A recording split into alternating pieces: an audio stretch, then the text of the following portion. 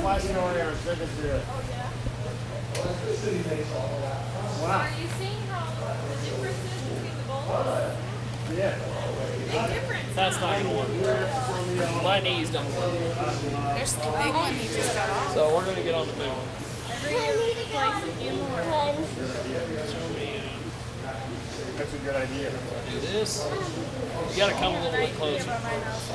Gotta come a little closer.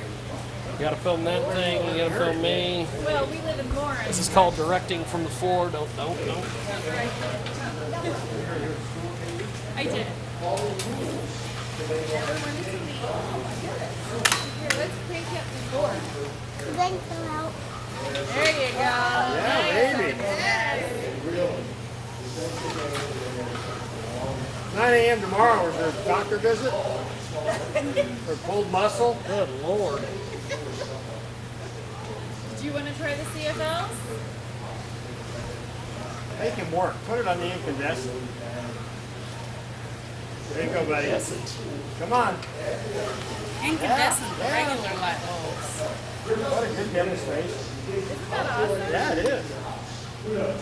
I can now retire.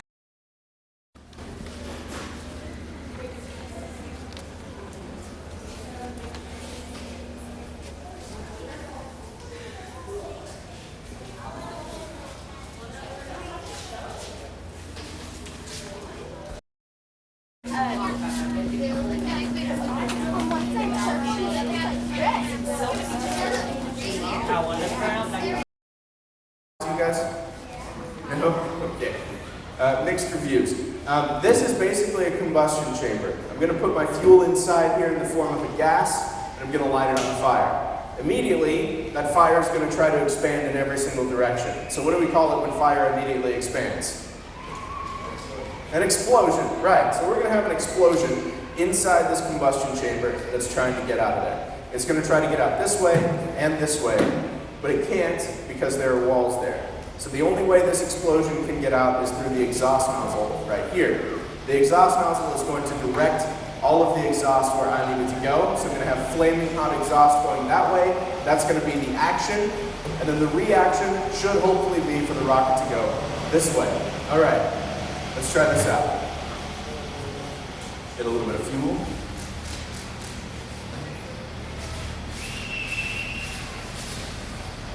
And a little bit more, because we can. All right, are you ready? Yes. Are you ready? Yes. I said, are you ready? Yes. Okay, here we go. 3, 2, 1. Okay, I'd say that worked pretty well. Now, that one will go. There are plans for a space elevator in the works, but there are a lot of problems that they would have to overcome. But actually, right now, the only way that we're getting to space is with rockets. Does anyone know who first invented the rocket? This is for adults or kids, or grown kids. Yeah. Goddard. It wasn't Dr. Goddard actually. It was a long time before Dr. Goddard, but he invented a certain type of rocket, or made a certain type of rocket work. But there was another type. Yes, the Chinese invented the solid-fueled rocket around 1100 AD. Hey, how's it going? So around 1100 AD, the Chinese invented the solid-fueled rocket, and they mainly used it for celebrations and fireworks and things like that. But then around the same time, they were also having trouble with the Mongols. The Mongols lived just north of China, and they had extremely good military strategy, and they could basically beat anybody in battle. So they would come south into China, beat a bunch of people up, steal all their stuff, and go back up north where they came from, and the Chinese couldn't do anything about it. So there was one Chinese town in 1232 AD who said, hey, we've got all these rockets laying around for the next time we have a celebration. Why don't we just use these as weapons instead of fireworks? So they strapped rockets to a bunch of bamboo poles and spears and arrows and things like that, and they fired these things at the Mongols. And the Mongols had never seen or heard of explosions before. So what do you think they thought caused them? Anybody? Yeah. Huh? Not run? Well, they basically thought that the Chinese had magical powers. So they ran away from China, and they stayed away for long enough for the Chinese to come up with lots and lots of cultural advancements, which actually, many of them still influence our culture today. Also, I'm pretty sure there was a wall built at some point. Now, around that same time, there's also a fictional story of a guy named Wan Hu, who lived in China around the same time, and he looked up at the moon, and he decided that it couldn't be any farther than just a few miles away. In fact, he thought that if the moon were on the same surface as itself, he'd be able to walk there in just a few hours. Does that sound good? Maybe not. No, probably not. Turns out the moon's actually about 240,000 miles away, and Wan Hu was a little bit off in his estimate. But he thought the moon was really close, and he decided he was going to go there.